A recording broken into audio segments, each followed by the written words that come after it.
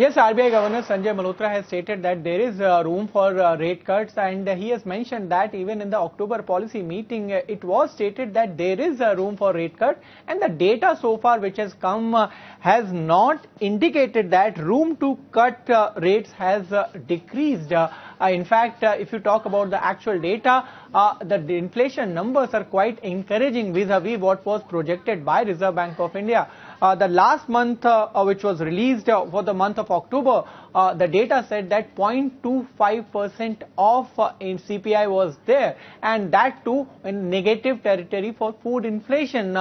If you talk about overall projections, Reserve Bank of India had lowered the forecast for CPI in FY26 to 2.6% with Q1 and Q2 being around 1.8%, while Q3 was also projected at 1.8%, and the actual data is coming in lower than what was projected. However, there was a risk of CPI inching up over 4% mark in Q4 as well as Q1 of FY27. So it will be interesting to see whether or not there is a revision in CPI forecast which will be done